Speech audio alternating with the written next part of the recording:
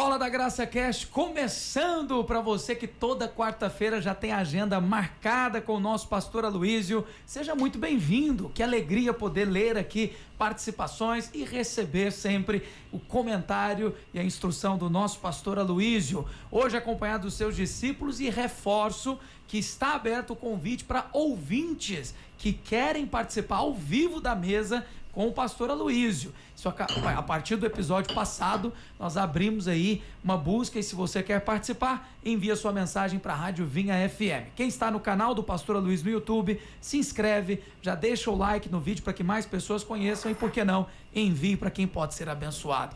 Vou começar cumprimentando o nosso pastor e já dizendo que nós teremos grandes perguntas hoje. Os irmãos não estão economizando, pastor Aloísio, estão participando mesmo. Uma boa tarde para o senhor, pastor. Boa tarde, pastor Guilherme. Eu me sinto honrado de saber que as pessoas estão participando, investindo um pouquinho do seu tempo para ouvir o nosso bate-papo. O que é bacana a respeito do podcast é, de fato, a espontaneidade. Então, nada é realmente planejado, premeditado, a não ser os temas. E, normalmente, quando eu dou uma aula, a gente traz todo um texto, um esboço, né? Óbvio, porque isso é uma aula, uma palestra. Mas aqui não é. Então, aqui é o momento da gente espontaneamente colocar nosso coração, nossa visão. E eu fico alegre de você investir um tempo para ouvir e receber também.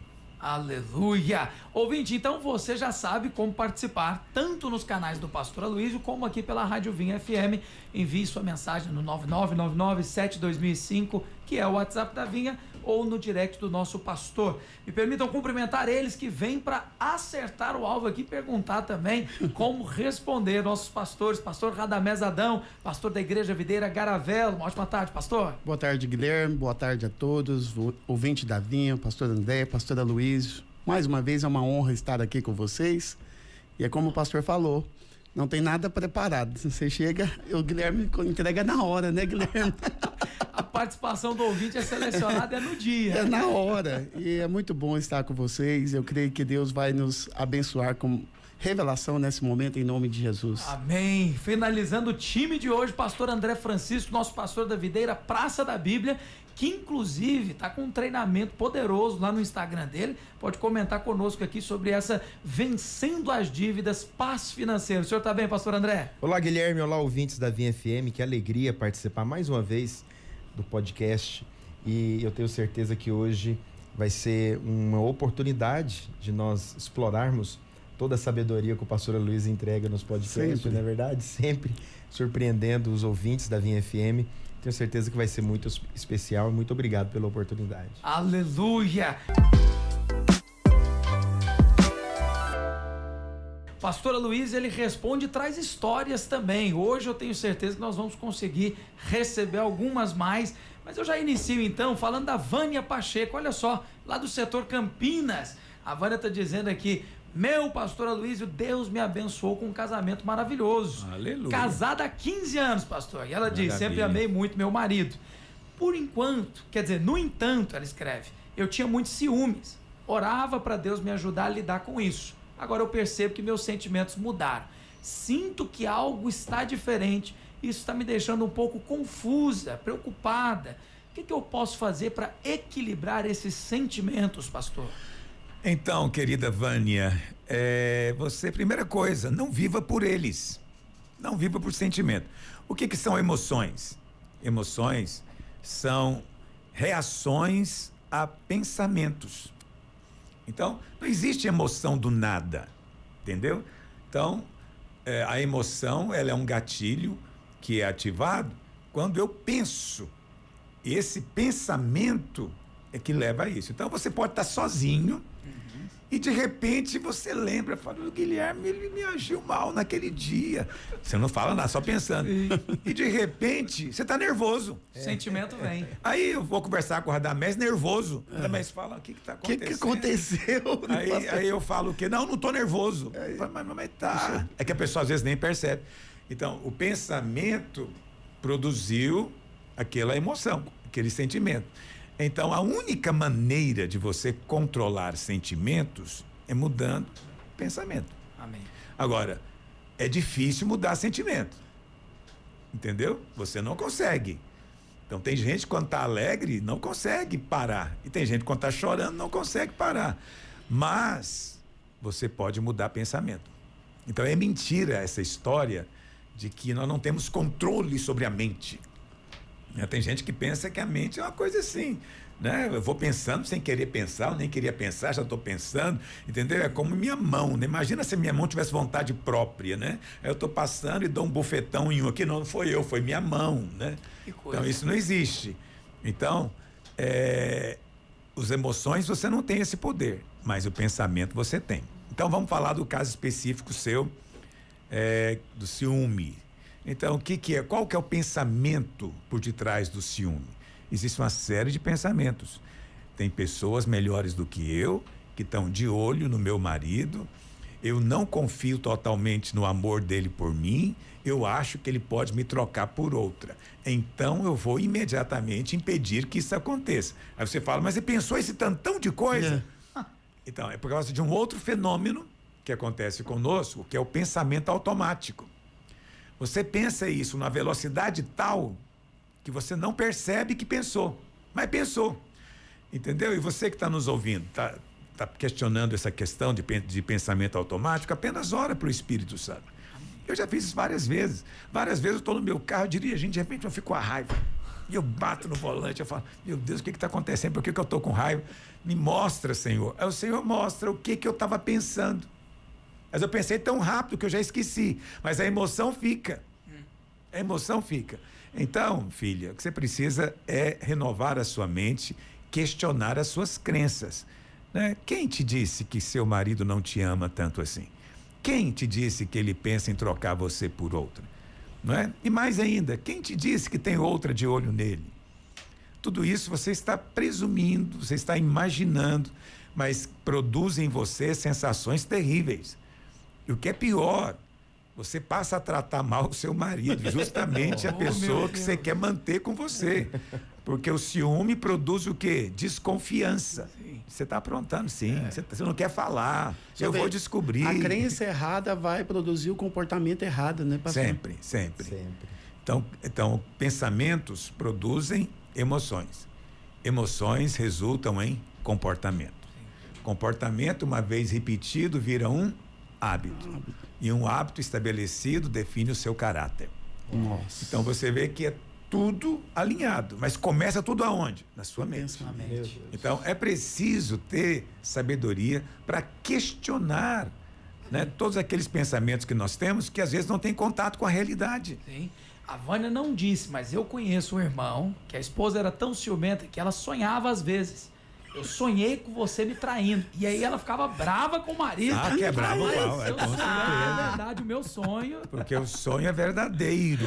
Oh, meu Deus. Então a pessoa vive com base em suposições. Outras vivem com medo de que aconteça. Então o medo também é uma questão de pensamento. É preciso crer, confiar no que o outro diz. Então as pessoas vivem presumindo.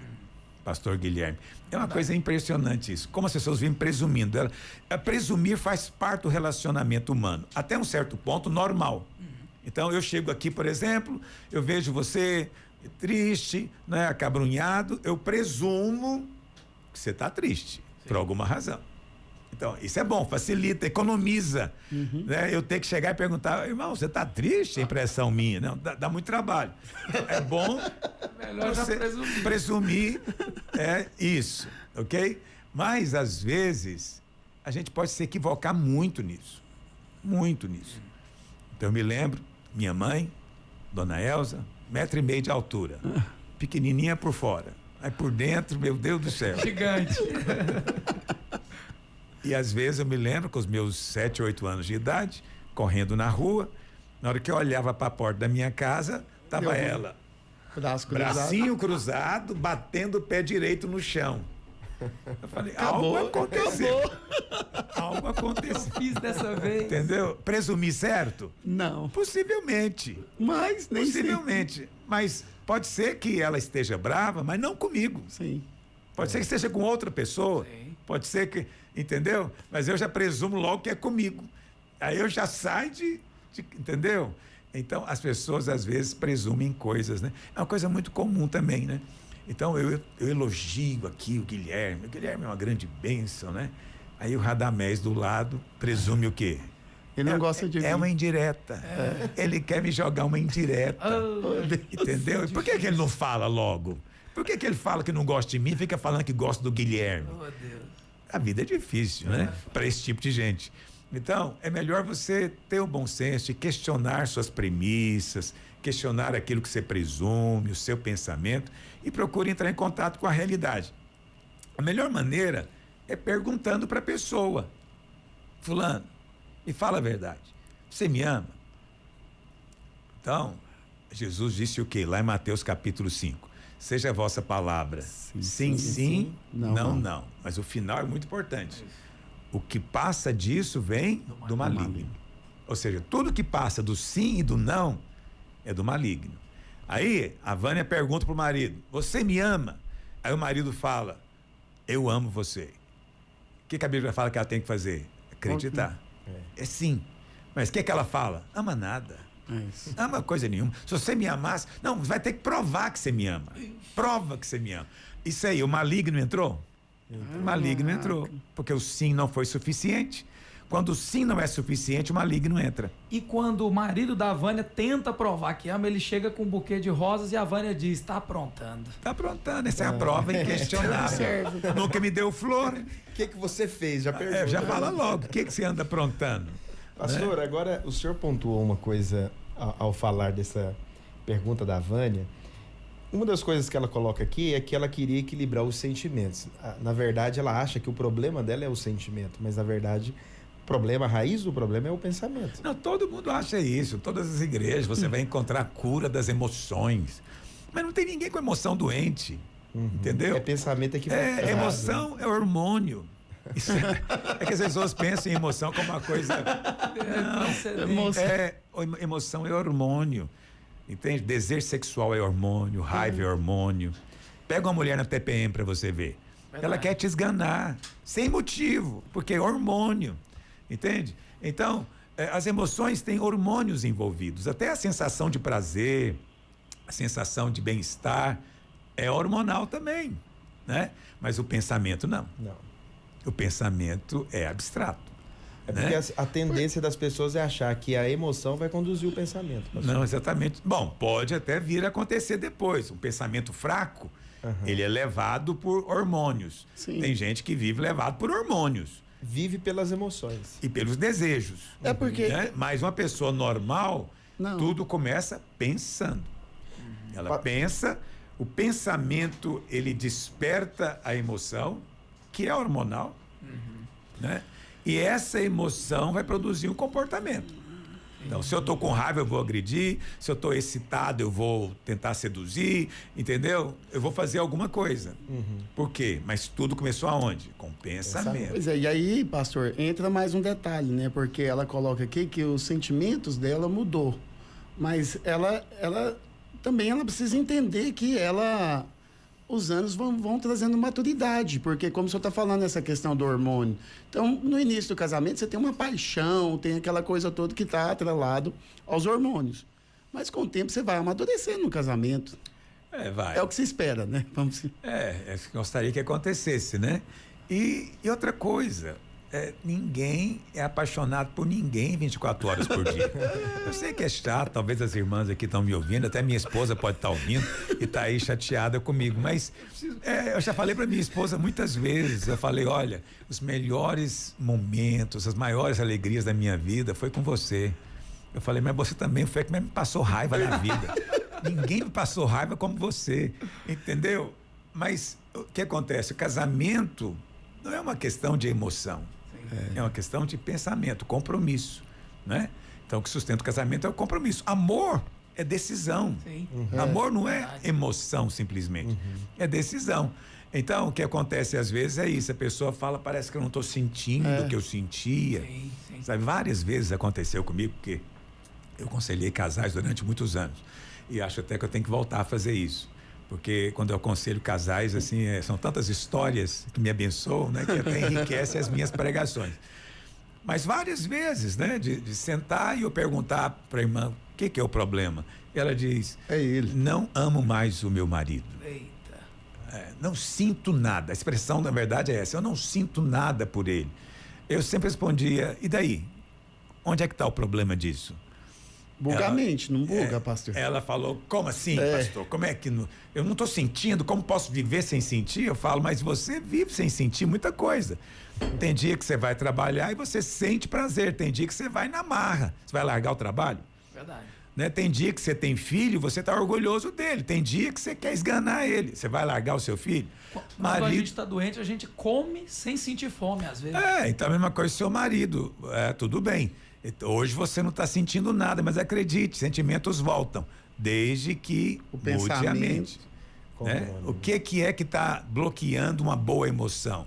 Um pensamento ruim, uma mágoa, não me valoriza, ele só faz isso, ele não me dá dinheiro, ele não me... Então, tem uma série de pensamentos que produz nela emoções ruins, de ressentimento, de raiva, rancor, não é? Aí ela diz, não estou sentindo, né? Mas ninguém sente o tempo inteiro. Eu sei que é chato falar isso, né? Mas ninguém sente o tempo inteiro. Esse negócio de presumir, pastor, eu vou só contar uma história. Quando eu tinha 19 anos, eu bati o carro no dia do meu aniversário. E aí eu senti que Deus tinha me abandonado, viu, pastor? Mas logo no dia do aniversário te abandonou? Não é um bom dia para ser abandonado. Não é um bom dia para ser abandonado. É porque eu presumi que Deus estava com raiva. Eu pensei, rapaz, Deus me permitiu bater esse carro aqui. Claro que hoje eu tô curado desse pensamento, eu não vivo pela emoção. Mas eu penso que tem muitos ouvintes. Mas você que tinha ganhado o carro também nesse dia? Não tinha ganhado o carro. Porque aí piorava muito. Exato, era um Corsinha. Aí é muita ira. Muita ira de Deus. Eu sei que aquele Corsinha me ensinou muitas lições. A principal é que o carro não precisa estar inteiro para andar, né? Foi a primeira que eu aprendi. O que é uma boa lição, acredite em mim. Ainda mais vivendo nesse país. Mas uma ótima lição para você aprender também, que não é o seu carro que define o amor de Deus por você. Amém. É porque as pessoas presumem que Deus está chateado quando algo ruim acontece, né, pastor? Sim, esse é o ensino comum teológico, né? De que tudo procede de Deus. Tudo. Não importa o que aconteça, foi a vontade de Deus. Esse é o ensino teológico comum no meio evangélico. Mas ele não resiste à realidade e nem resiste também a uma avaliação bíblica, né? Então Jesus, quando ele ensina na oração do Pai Nosso, o que ele diz? Pai Nosso que estás no céu, santificado seja o teu nome, venha o teu reino. Aí ele faz um pedido, seja feita a tua vontade. Agora veja, por que ele pediria seja feita a tua vontade, se a vontade já é feita? Então ele diz, seja feita a tua vontade aqui, assim como ela é feita no céu. Então essa é a oração que temos que fazer também aqui. Entendeu? Porque senão você tem até medo de orar para Deus cumprir a vontade dele em alguém. Imagina, você está lá no aeroporto, vai viajar, os irmãos fazem uma roda, vamos orar aqui para André Francisco. E alguém ora e fala, Deus, faz tua vontade na vida dele. Ele já vai viajar assustado, ele fala, a vontade de Deus é derrubar o avião. Mas se ele tiver errado. Já aprontou. Né? Então, nem tudo que acontece é a vontade de Deus. Por isso mesmo, Jesus nos mandou a orar. Seja feita a tua vontade. Então, nós vivemos num mundo caído, estamos cercados por entidades espirituais. Assim, eu sei que isso não é para assustar ninguém, mas você está numa guerra. Querendo ou não querendo, gostando ou não gostando, crendo ou não crendo, não faz diferença. O diabo vai te atacar do mesmo jeito. E não é só você, não. Porque não tem demônio júnior no inferno, não. Até os demônios piores são enviados para os seus filhos. Os piores. Então a coisa é terrível. Então existe sim ação de demônios. Eu sei que tem muito exagero, crente que vê demônio em tudo. Ver demônio em tudo não é legal, mas não ver demônio em coisa alguma é muitíssimo pior. Muitíssimo pior. E muitos acham que essa é a sabedoria. Encontrar sempre uma explicação natural e ignorar a ação de demônios. Mas tudo bem, ainda fica a questão. Tá bom, pastor, então foi o diabo que atacou meu carro. Mas Deus deixou. Por que Deus deixou isso acontecer? Né? É porque ele está chateado. Ele falou, vou largar você. Você está pecando demais, agora o diabo é que vai tomar conta de você. Não, Deus permite que às vezes o ataque venha, porque essa é tem muitos motivos, né? Que ele faz isso. O primeiro motivo para você conhecê-lo realmente. Entendeu? eu sei que não sei, as pessoas podem achar apelativo, né? Mas como é que você vai conhecer o Deus que cura se não tem doença? Como é que você vai conhecer o Deus que prospera se você não tem crise? Se você perguntar na igreja, quantos aqui querem ver o milagre de Deus? Todos erguem a mão, mas ele quer ver no vizinho. Nele ele não quer ver milagre nenhum. Porque qual que é a primeira condição para ter um milagre? Enfermidade. Não, tem um problema insolúvel.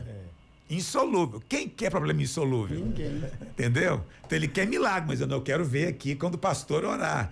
Entendeu?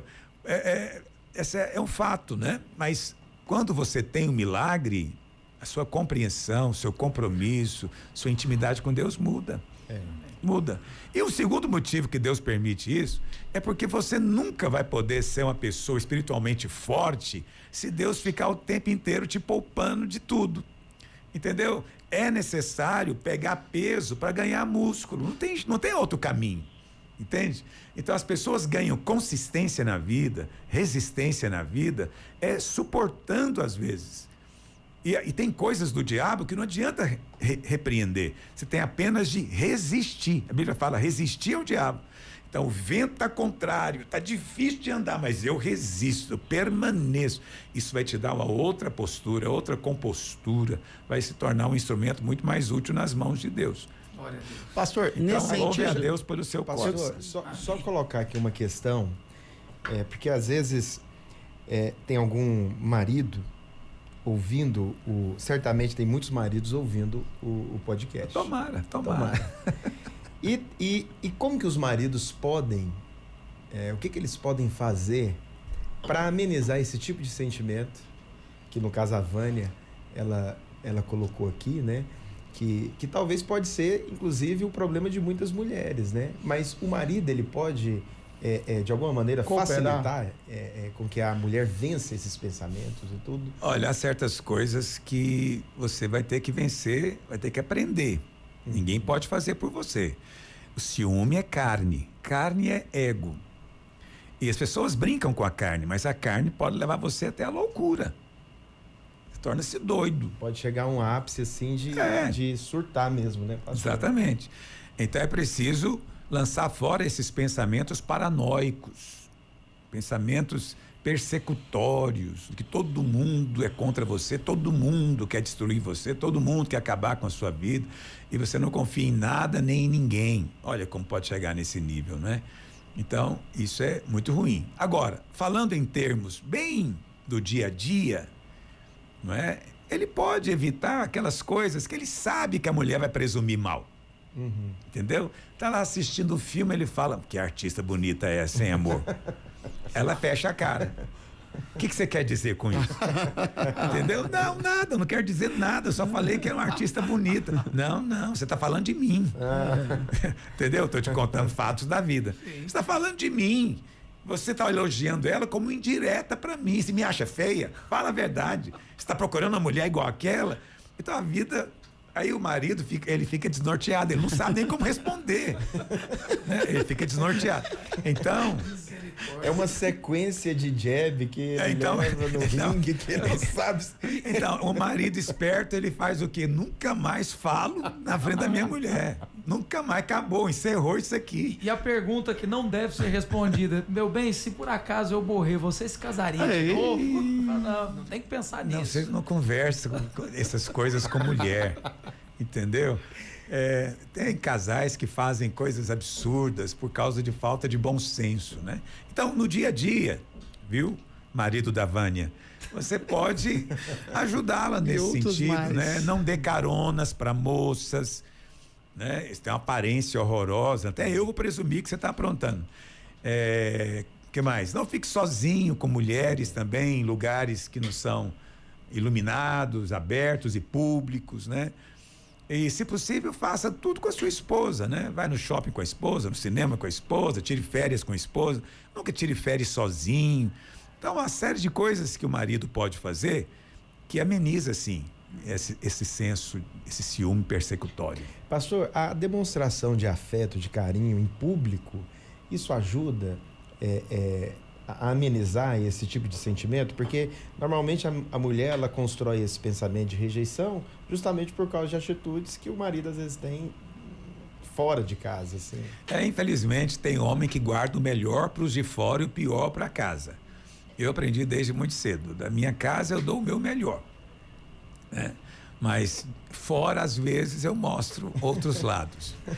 Entende? Então é preciso dar o melhor para sua família, né? Eu ia falar algo, agora me esqueci. Demonstração de afeto, foi uma das coisas que eu coloquei. Isso, demonstração de afeto. É importante você dizer para a pessoa que você a ama. Como é que ela vai descobrir? Entendeu? Você tem que dizer. Então, tem homens que não dizem, né? Muitos anos atrás, uma mulher, também no aconselhamento, falou: pastor, ele nunca me disse que me ama. Ei. E ele falou: mentira, pastor, mentira. Eu falei para ela, qual foi a última vez? Ele falou: quando a gente casou.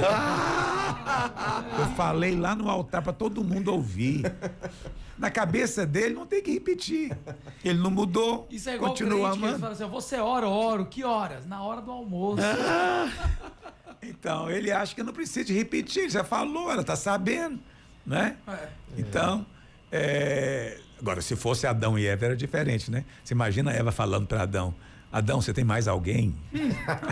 Sou só eu na sua vida. Tô vendo você conversar muito. O que Adão responderia? Você enlouqueceu? Não tem mais ninguém, é só você, né? Então, eu e minha esposa fizemos um trato aí há um tempo atrás. Ela leu em algum lugar que quando você dá um beijo que dura no mínimo 6 segundos. 6 segundos. 6 segundos, tem que ser 6 segundos. E vai despertar uma endorfina, um negócio poderoso, hormonal em você. Você vai passar o dia inteiro bem. Olha. Aí desde então, todo dia de manhã, eu digo para ela que a amo e dou um beijo de 6 segundos. Cronometrado. Não, eu cronometro batendo o dedo no braço dela. Ela fala: você tá contando? Tô contando, porque não podemos errar. Anotado. Depois você erra por 1 segundo. Aí não, então é 6 segundos. É claro que eu faço isso para ela fazer rir, mas nem sempre ela tem o meu humor. O humor dela é de outro nível. Não entende. Mas eu faço isso, estou te falando a verdade, todos os dias. É religioso. Aí teve um tempo atrás que ela falou: alguém falou com ela e ela pegou e disse: Aloysio nunca me dá flores. Eu falei: puxa vida, isso é uma grande inverdade, mas não vou tentar convencê-la. Aí o que eu faço? Todo sábado, né, sou eu que faço compra de feira na minha casa. A gente tem funções lá que a gente distribuiu desde quando a gente casou. Então, feira, verdura, fruta e carne, só eu compro porque ela não sabe. Então, só eu compro. E aí eu decidi o quê? Todo sábado, quando eu vou, eu trago um vaso de flor para ela. Mas chegou uma hora que ficou com tanto vaso de flor que nem ela não aguentava mais. Eu falei: mas vou continuar porque você não vai dizer. Eu vou honrar. Então, a minha ideia não era fazer isso, né? Porque muitos pais fazem isso, né? O menino não quer comer, ele força, né? Então, não é isso que eu quis fazer, não. Mas involuntariamente foi o que aconteceu. Então, expressar é importante, né? As pessoas não vão saber simplesmente porque estão presumindo. Elas têm que ouvir, elas têm que ver um ato concreto da sua parte, né? Por isso, homens devem fazer isso, mais do que mulheres. Sim. O homem demora a demonstrar, né, pastor? Demora. O Paulo Afonso, ele é de Senador Canedo. Pastor, graça e paz, eu tenho 20 anos, tenho um sonho de me formar em medicina, pastor. Mas meu curso é muito difícil e eu acredito que vou ter menos tempo para participar dos eventos da igreja. É errado dedicar mais tempo aos estudos nesse período e acabar tendo menos tempo para a igreja? Olha, Paulo Afonso, tudo tem o seu tempo. Tudo tem o seu tempo. Então, tem o tempo de você estudar, tem o tempo de você estar cooperando na igreja, depois vai ter o tempo de casar, tempo de ter filho. A Bíblia fala que há tempo para todas as coisas. Isso significa que você não tem que querer fazer tudo ao mesmo tempo. Então, primeira coisa, esse curso é um curso que você quer, te agrada, te dá uma sensação de realização, de cumprir um propósito. Se é verdade, vá à luta, estude. Agora, para você passar no Enem, para medicina, você vai ter que estudar, amigo, não tem jeito. Ah, mas e vai atrapalhar a minha célula? Vai atrapalhar momentaneamente, mas faz parte da vida. Depois vai melhorar. Quando você passar, você vai ter um pouco mais de tempo. Mas não tanto tempo assim, porque quem faz medicina, engenharia, esse povo estuda loucamente. Não é? Então você também vai ter que esperar aí um período de 4, 5 anos até conseguir ter um pouco mais de folga. Assim que você tiver, você vai poder dedicar à igreja como você fazia antes. Agora, ao dizer isso, eu não estou falando que você vai parar de ter uma vida espiritual. Não, você vai continuar orando, você vai continuando meditando na palavra. Se tiver oportunidade, você vai querer testemunhar para as pessoas, pregar o evangelho, convidar para ir para o culto. Tem gente que acha que isso é coisa pequena, convidar para ir ao culto, mas não é. Você pode fazer um convite para alguém e mudar a história dele. Amém. Um convite que mudou a história. Então, não significa que você vai ser improdutivo ou inativo na obra de Deus, mas momentaneamente você vai estar dedicando mais aos estudos. Mas é um momento, faz parte da vida. E não tem nada de errado, né, pastor? Nada de errado. Pastor, e tem uma questão também que eu acredito que o senhor nos ensina, uma das coisas que o senhor mais dá ênfase, é aquela consciência de que ele está cumprindo o propósito de Deus.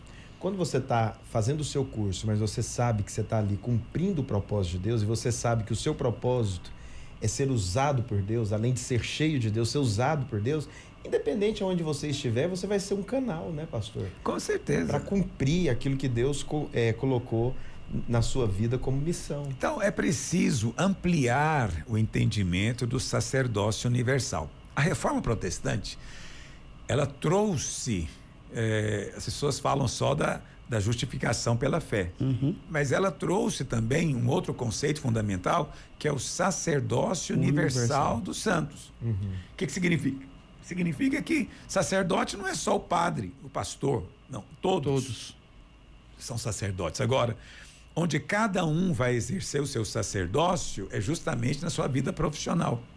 Por isso, aqueles países luteranos, eles desenvolveram tecnologias de muita qualidade, eficiência, porque não era para fazer para ganhar dinheiro, é do sacerdócio, fazer né, para pastor? Deus. Então eu vou fazer essa mesa tem que ser impecável, melhor, porque essa é a minha contribuição, estou servindo a Deus. Então isso foi no século XVI na Alemanha, espalhou por muitos países da Europa. Lamentavelmente, quando chegou ao Brasil já estava muito diluído, né? E hoje em dia a igreja brasileira nem sabe, né? Que ela é um sacerdócio você ser professor, advogado, engenheiro, vendedor, seja que profissão for, você tem que exercê-la para Deus. Amém. Criar filhos para muitas mães também, né, pastor? Criar filhos, tem pessoas hoje em dia que acham que isso é uma perda, um desperdício de vida. Desperdício de vida. Então, eu não creio, muito pelo contrário. Eu acho que é mais importante que qualquer outro, porque Paulo diz da missão de ser mãe, que tem valor espiritual. Sim. Glória a Deus. Luiz Felipe de Acreona está colocando aqui para fechar o bloco do Veja a Graça.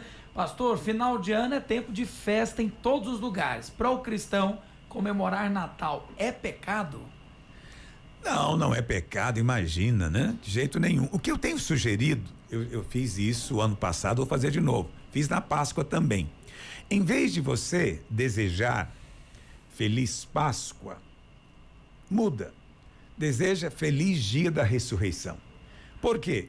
Porque Páscoa pode significar muitas coisas. As pessoas têm a sua interpretação pessoal. Agora, ressurreição, meu amigo, é um fato. É um fato histórico. Teve um dia lá em Jerusalém que alguém ressuscitou. Então, é Feliz Dia da Ressurreição. Mesma coisa o Natal. Quando você fala Feliz Natal, e olha, tem países que nem fala Feliz Natal mais. É Boas Festas. Olha só. Boas Festas. Quer dizer, nem menciona a palavra Natal. Então, o Natal hoje em dia tornou-se do Papai Noel. Assim como a Páscoa virou do coelho e do chocolate. Então, as pessoas não percebem Cristo. Quando na Páscoa você fala Feliz Dia da Ressurreição, pelo menos você puxa uma conversa. No Natal, eu falo a mesma coisa. Não deseje Feliz Natal mais. Deseje Feliz Dia do Salvador. Feliz Dia do Salvador. Porque quando você fala isso, você está falando claramente para que ele nasceu. Ele não nasceu só para ser um homem. Ele nasceu para ser um homem que iria morrer. A morte é muito mais importante do que o nascimento. Claro que não há morte sem nascimento, mas é possível nascer, no caso dele era possível pelo menos, nascer e não querer morrer. Ele poderia ter subido aos céus vivo, porque não tinha pecado, não é? Mas ele decidiu morrer. Então a morte é mais importante. Então a Páscoa é mais importante do que o Natal. Mas a minha recomendação é essa: mude a abordagem. Bom, mas eu acho que a pergunta dele tem a ver mais com toda essa iluminação, ornamentação. O panetone. Árvore de Natal. Então, eu no passado já fui muito radical com relação a isso. Hoje, não sou mais. Por que eu não sou mais? Porque a gente vai crescendo e vai conhecendo novos lugares. Depois que eu conheci o sofrimento da igreja nos países muçulmanos, eu passei a valorizar o Natal. Mesmo, pastor? Por quê? Porque é a única festa que eles deixam os cristãos Olha só. fazerem. Uau. Então, nos países muçulmanos, as igrejas celebram o Natal porque é a oportunidade até de evangelizar. Manifestação então, da o crença, Natal né, é pastor? muito forte nesses países. Por quê? Porque é a única oportunidade que ele tem de, com liberdade, fazer uma celebração. Uau. Então, eu vi isso no Egito, na Jordânia, no Paquistão, não é? É muito forte isso. E, mesmo nos países que não são muçulmanos, né? Eu tive em Singapura, tive na Índia, no Nepal, não são muçulmanos, mas o Natal é a oportunidade deles contarem o Evangelho.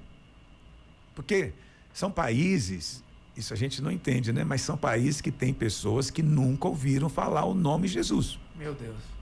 Tem indiano que vive lá no interior que ele nunca ouviu falar de Jesus, não sabe de quem se trata.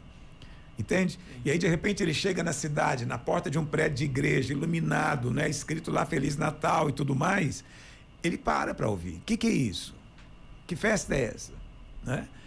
Aí, depois que eu comecei a ver isso, eu falei, sabe de uma coisa? Eu não vou ficar falando mais desse assunto, não, porque Deus usa o que lhe apraz. Né? É verdade que o Natal é uma festa que a data é de origem pagã? É verdade. O Natal vem da Saturnália, que era uma festa romana, que os cristãos transformaram. É verdade. É verdade que a árvore de Natal também era uma forma de idolatria que eles trouxeram para dentro da igreja? Sim. É verdade que em muitas igrejas, né, católicas principalmente, eles adoram imagens? Sim, é verdade. Mas é possível você ter tudo isso sem ter o espírito idólatra, desde que você lembre que é o dia do Salvador. Dia do Salvador. Então os ouvintes do podcast nosso, da Escola da Graça, podem desejar feliz dia do Salvador. Não, eu estou sugerindo que a gente até crie um movimento mesmo no meio dos evangélicos, né? Só para lembrar as pessoas que dia é esse. É verdade. Né? É o dia do Salvador. Acaba sendo um pretexto, né, pastor, para falar do Salvador. Exatamente. E para lembrar a pessoa às vezes fica alerta. Ela fala, é mesmo, hoje não é dia de Natal, não é dia de Papai Noel. Né? Glória a Deus. Eu vou fazer um rápido intervalo no podcast, pastora Luiz, mas tem um áudio, tanto da Juliana, como de um ouvinte, perguntando sobre dívidas. E aí, eu vou até deixar o pastor André ler, porque foi um ouvinte que participou também outra vez aqui no Graça para Prosperar, e eu tenho certeza que o pastor vai nos ajudar aqui. Então, o intervalo é rápido. Pastora Luiz está ao vivo aqui no podcast Escola da Graça, nos estúdios da Vinha. Nós estamos aqui respondendo dúvidas que já foram feitas e enviadas para nós, e você acompanha logo após o intervalo. Não sai daí. De volta com a Escola da Graça Cash, pastor André Francisco já está em posse ali de uma participação que inclusive foi enviada tanto aqui no Escola da Graça Cash, como também muitas parecidas no programa Graça para Prosperar, né, pastor André? Isso mesmo, o programa Graça para Prosperar acontece toda segunda-feira às 9h30 da manhã aqui na Rádio Vinha FM. E o Marcos Desidério, ele fez uma pergunta assim, pastor. Pastor, recentemente emprestei para um amigo dinheiro e fui repreendido por um irmão da minha célula, dizendo que seria usura. Posso ganhar dinheiro com juros, pastor? É pecado? Bom, para a gente responder uma pergunta como essa, a gente tem que primeiro definir parâmetros das coisas, né? E conceitos. Então, qual um conceito muito difundido no meio evangélico? Que pegar emprestado é pecado. Pegar emprestado é pecado. Você não tem que pegar emprestado, você não tem que fazer nenhum tipo de dívida. Ter dívida, né, é pecado. Eu não creio nisso. Eu creio que dívida não é o melhor, mas elas podem ser, sim, bem administradas e podem ser úteis, não é verdade? Agora, a promessa de Deus, vou ler para você como está na palavra de Deus, em Deuteronômio: pois o Senhor teu Deus te abençoará como te tem dito, assim emprestarás a muitas nações, mas você mesmo não vai tomar emprestado. Então, aqui mostra claramente que emprestar é bênção. Tomar emprestado não é bênção, mas também não é pecado. Porque se pegar emprestado fosse pecado, quem emprestou também estaria pecando. Está participando. Né? Mas Deus diz que quem empresta é o abençoado. Né? Então, a primeira coisa que a gente tem que definir é isso. Né? Não há pecaminosidade envolvida em nada disso. Só precisamos de ter bom senso. Então, tem dívidas fúteis, dívidas desnecessárias, compras precipitadas por impulso emocional. Isso vai te fazer mal financeiramente. Mas tem dívidas que são dívidas, vamos dizer, boas. Sim. Você financiou a sua casa, você financiou o seu carro, onde o próprio bem quita o saldo devedor. Então, você está fazendo uma dívida justa. E dificilmente uma pessoa também vai conseguir comprar uma casa à vista. Então, não é errado você fazer a dívida. Agora, como é que você vai fazer dívida se ninguém te emprestar? Entendeu? Então, alguém tem que te emprestar. Então, a Bíblia não condena cobrar juro. A Bíblia condena a usura. São coisas distintas. Vou ler para você algo também aqui. É do Velho Testamento. Era o padrão da lei, mas nos serve de parâmetro. Olha o que a palavra de Deus diz: ao teu irmão não emprestarás com juros, seja dinheiro, comida ou qualquer outra coisa. Então, para o irmão não pode ter juro. Ao estrangeiro emprestarás com juro, porém ao teu irmão não emprestarás com juro, para que o Senhor teu Deus te abençoe em todos os teus empreendimentos. Então, esse aqui era um padrão do Velho Testamento. Então, um judeu, ele não podia cobrar juro de um outro judeu. Então, você já imaginou o que acontecia. Entende? Não tinha crediário lá. Estrangeiro tinha, judeu não tinha, porque eu não posso cobrar juro dele, não é? Mas o estrangeiro podia cobrar o juro. Agora, quando a Bíblia fala que pode cobrar o juro, é que o juro nada mais é do que o aluguel do bem, não é? Então, você, quando paga o aluguel de uma casa, está pagando um juro. Você pegou R$1.000 emprestado, a pessoa está te cobrando o aluguel daqueles R$1.000. Entendeu? Então, existem aluguéis absurdos? Sim. Existe. Não caia nisso. Isso é usura. Quando o juro é abusivo, extorsivo, né, que vai destruir você caso você não pague, isso é algo maligno. Né? Isso é algo pecaminoso. Não é da vontade de Deus. Agora, não existiria capitalismo sem isso. É verdade. Então, como é que vai ter capitalismo se não existe dinheiro para ser emprestado para os empreendedores? Sim. Não é verdade? Então, muitas pessoas por isso também dizem que o capitalismo é maligno, é um sistema demoníaco. Eu tenho uma opinião diferente. Eu creio que o capitalismo ele foi criado por protestantes para ser exercido com valores cristãos. Porque o capitalismo praticado por pessoas com valores anticristãos e ateus, esse sim, pode ser uma coisa maligna. Entendeu? Sim. Por quê? Porque um cristão, ele vai cobrar o juro justo. Né? Para isso existem regras do governo, para limitar todo esse problema, não é verdade? Então, é preciso ter cuidado ao trabalhar emprestando dinheiro, se você não está fazendo com licenças devidas do Banco Central. Tenha cuidado com isso. Mas se você Antigamente tinha, não sei se hoje ainda tem, aquelas factories, né? Antes descontava cheque, hoje eu não sei o que eles poderiam fazer. Então, elas eram todas fiscalizadas pelo Banco Central. Hoje o que eu vejo muito na rua, cartão, eu não sou né? entendido, é cartão de crédito. É a pessoa dizendo que vai lá, você vai passar o seu cartão e ela vai te dar o dinheiro, em vez de te dar um bem. E você então paga uma porcentagem a mais. Isso é o que eu vejo muito, né? Mas isso tudo é ilegal. Isso não está dentro do sistema. Tá, não. Né? Então é preciso ter cuidado. É porque os juros, você tem os juros do próprio cartão e mais os juros que essa pessoa já está. A propaganda é o seguinte: você pega R$1.000, vai pagar aí 10 de 150. Aí a pessoa fala, 10 de 150, realmente eu acho que eu dou conta. Só que o juro é abusivo. Muito alto. Gente, é absurdo. Né? Então, isso sim é errado, do ponto de vista, né, da lei, e também é errado do ponto de vista cristão. Né? Nós não devemos agir assim. Tem pessoas que até se colocam numa situação difícil com dinheiro de agiota, né, pastor? Compromete a segurança da própria família, não é fácil. Se for um agiota marginal, você está perdido. Você está perdido. Você entrou numa enrascada. Né? Deveria evitar o máximo isso, mas eu entendo o pânico, o desespero de um pai de família, né, que tem que colocar comida em casa e ele então é levado a esse tipo de situação. Mas a melhor solução é procure a igreja. Procure a igreja para te ajudar. A gente vai te estender a mão, mas não caia na mão de agiotas. Pastor, tem uma consideração aqui nessa questão do Marcos, é que ele colocou aqui o fato de emprestar para um amigo.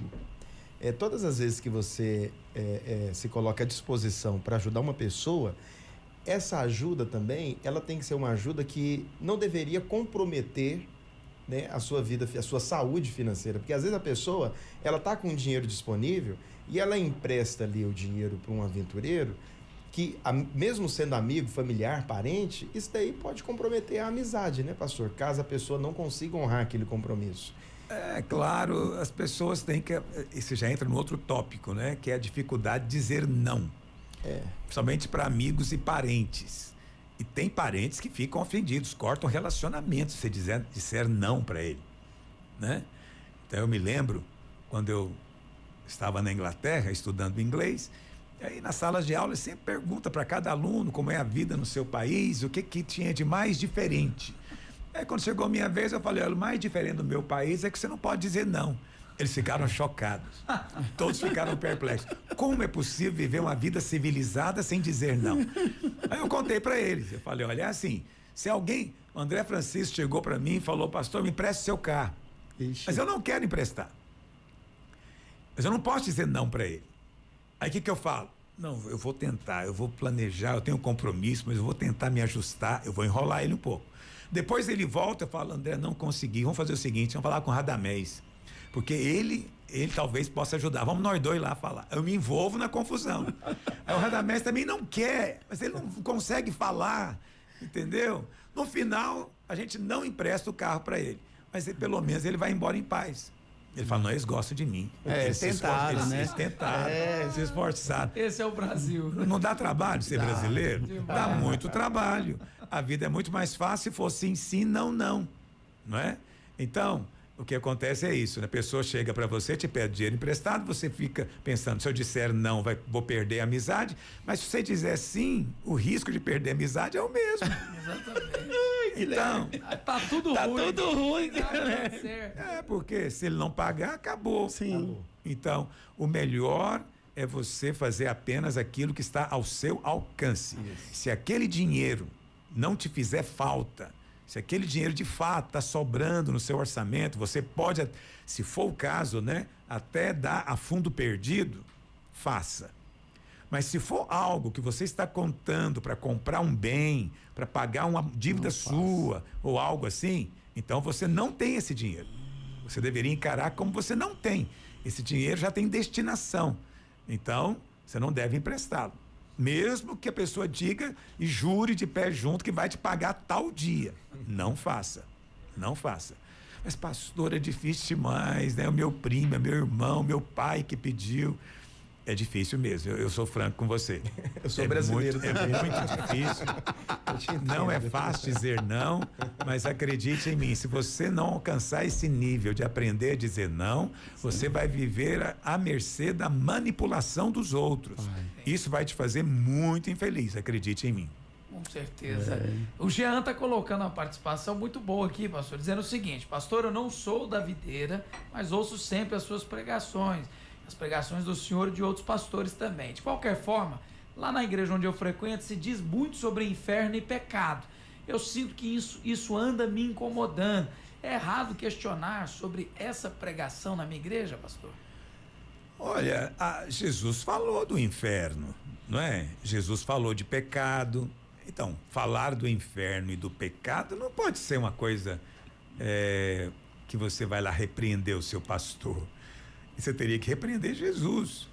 E Jesus falou muito sobre o inferno. Não foi pouco. E pecado também.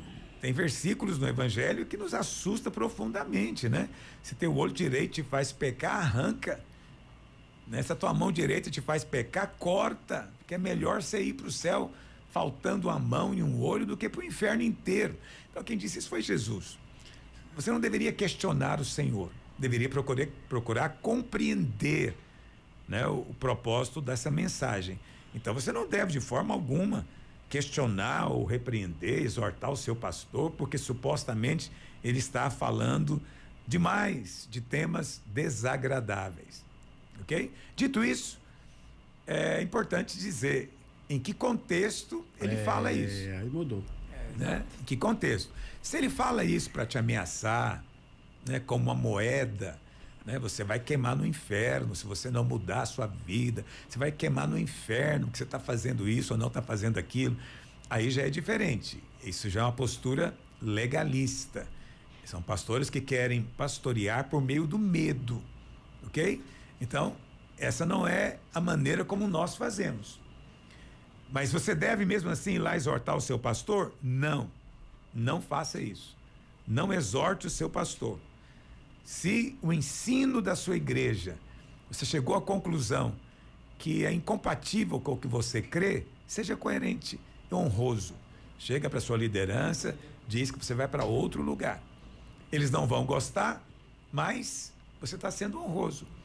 Então, não é sua função mudar o seu pastor.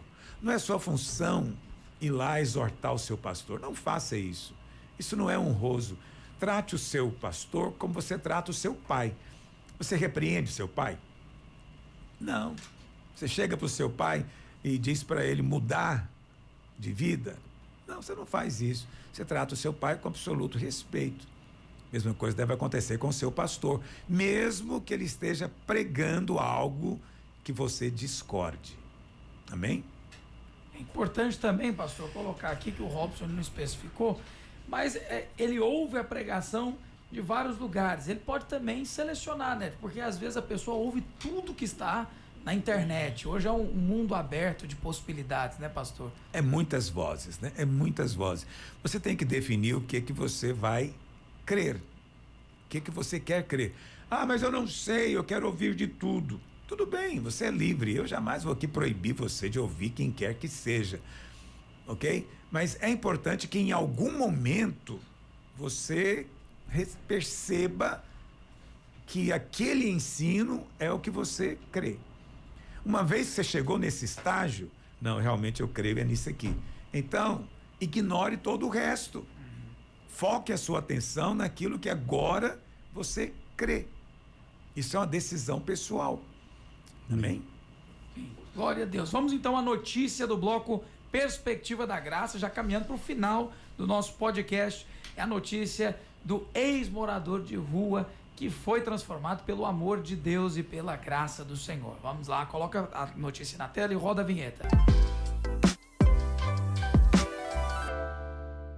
Muito bem, então a notícia coloca aqui que o ex-morador de rua clamou a Deus, foi liberto de vícios após 30 anos vivendo de maneiras erradas. Então, Robson, que hoje tem 71 anos, tem o testemunho de ter vivido na rua e foi viciado em crack. Ele até coloca que foram 35 anos no alcoolismo, 10 anos que ele vivia na rua como morador de rua, e depois de tudo isso, ele passou 5 anos dormindo embaixo de pontes, viadutos, né, pedindo comida, caçambas de lixo.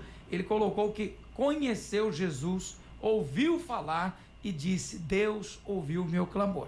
Ele, depois de alguns anos já colocado dentro de uma casa, voltou à sua vida normal, entrou na faculdade e se formou quando ele tinha a idade de 57 anos, quando ele recebeu o diploma de bacharel em Direito, e colocou também que a alegria da sua vida é que agora, como nova criatura, não só não durmo mais debaixo da ponte, mas tenho o Senhor no meu coração, porque ele entrou na minha história. É muito interessante quando a gente vê, pastor, uma pessoa dessas que teve a história tão difícil e hoje tem a história colocada aqui numa notícia como essa, né, pastor? Isso é maravilhoso, mas o que é maravilhoso nessa história, e as pessoas falam muito mal, né, da igreja, dos evangélicos, dos pastores, né? Há uma ideia generalizada de que o pastor é um assaltante disfarçado, né? Que você vai para o culto para o pastor assaltar você. Esse é o pensamento. Mas ninguém sabe de histórias como essa. Então tem muito pastor que está trabalhando na extrema pobreza. Sim. Tem muito pastor que está lá dentro do presídio pregando toda semana. É escória, é o resto. Ele não está lá para ganhar dinheiro, que aquele pessoal não tem, entendeu? Ele está lá porque ele acredita no poder do evangelho. Então, isso é algo poderoso. Se você for em um presídio hoje, você só vai ver pastor. Você não vai ver outra religião lá. Entende? Só pastor. Então, quem que está atrás realmente desses abandonados que estão envolvidos no crack? São irmãos que têm um coração para Deus e que estão aí pregando o evangelho. Nós temos que honrá-los e valorizá-los. Hoje, se você vai no Rio de Janeiro, naquelas comunidades, né, antigamente chamadas de favela, você só vai encontrar a igreja evangélica. Você não vai encontrar outra igreja. Quem quer subir lá?